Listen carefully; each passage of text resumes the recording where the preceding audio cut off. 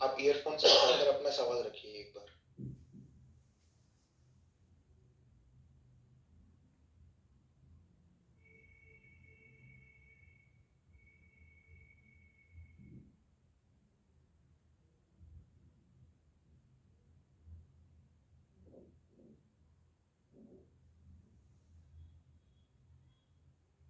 तब तक next question लेते हैं, आप अपना माइक चेक कर लीजिएगा।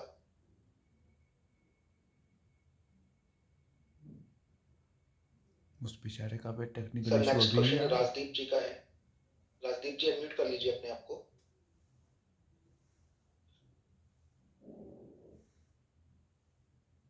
प्रणाम आचार्य जी। मेरा प्रश्न श्लोक पर है।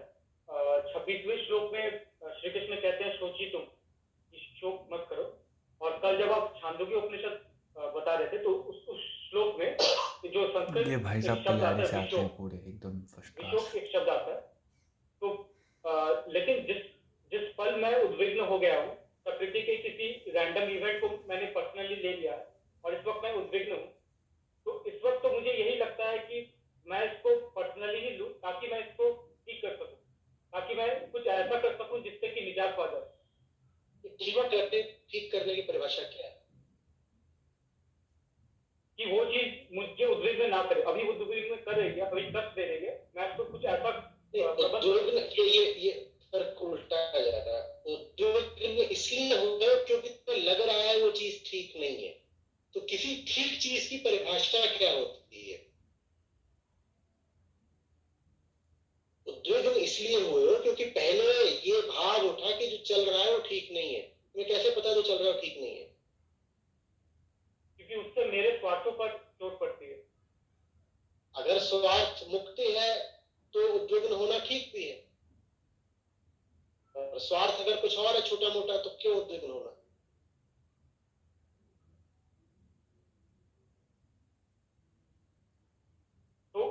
तो यहाँ पर शायद अवलोकन करना पड़ेगा मुझे कि जो स्वार्थी है उसमें क्या देखो, 100 में से 99 चीजों से दूर रहना है। जंगल है, वहां लगातार कुछ ना कुछ चल ही रहा है, तुम कितना हस्तक्षेप करोगे? एक बंदर के पास एक फल था, बड़ा बंदर आया, उसका फल छीन कर ले गया, तुम्हारी दृष्टि में अन्याय हो गया ना। मत करो शोक, प्रकृति के क्षेत्र में अन्याय नहीं है। कोई पुराना उदाहरण, शेर ने हिरण को खा लिया। ये नहीं कि देख रहे हो शेर हिरण को दौड़ा रहा है तो पीछे बंदूक लेके पहुंच गए।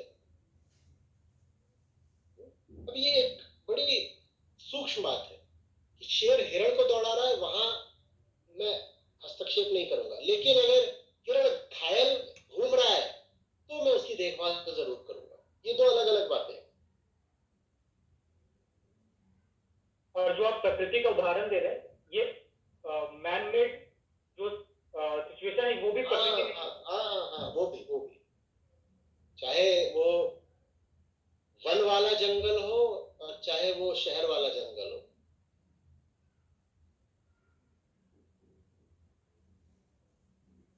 100 में से 99 चीजों की तो उपेक्षा ही करनी है, लेकिन जो चीज ऐसी है कि सचमुच तुम्हें मुक्ति से रोकेगी, वहां फिर किसी हालत में माफ नहीं कर देना है, वहां तो जूझ पड़ना है। कृष्ण पहले थे ना कि आपने प्रयास करा था कि शांति हो ही जाए, थोड़ा बहुत ही क्षेत्र मिल जाए पांडवों को, अगर 5 ही है 5 गांव दे दो, इतने में हम संतुष्ट हो जाएंगे। जब पूरा प्रयास कर लिया निरपेक्ष रहने का और सफल नहीं हो पाए निरपेक्ष रहने में, तब उन्होंने कहा कि अब तो उतरना पड़ेगा। युद्ध में उतरना आखिरी बात होनी चाहिए, ज्यादातर तो उपेक्षा ही करनी चाहिए। लेकिन जब युद्ध में उतरो तो फिर उसमें पूरी तरह डूबना होगा, आधा पौना युद्ध नहीं चलेगा। गाड़ी तो 100 जंगल में भी बाड़ी 99 बार शहर भी मुझे बाड़ी मैं पूरा उपेक्षा दर्शाना है, और एक बात जो आप कहते हैं युद्ध है, तो वो एक बार आप मौका है। 100 में से 99 चीजें होती ही ऐसी है ना कि ना उन्हें पूज सकते हो, ना उन्हें तोड़ने में कुछ रखा है। तो ये कोई सिद्धांत नहीं है कि 100 में से 99 चीजें छोड़ दो, ये तथ्य है। 100 में से 99 घटनाएं जो जंगल में घट रही हैं, ना उसमें कुछ पूजनीय है, ना कुछ निंदनीय है, तो मैं उसमें शामिल होकर करूं क्या? 100 में से 99 चीजें हैं ही ऐसी, ना उसमें कुछ इतना ऊंचा हो रहा है कि मैं उसकी पूजा करने लगूं, न उसमें कुछ इतना नीचा हो रहा है कि मेरे लिए रोकना जरूरी हो जाए। वो सब ऐसे ही है, प्रकृति का औसत बहाव। उसमें उसमें संयुक्त होके, शामिल होकर के मेरा क्या?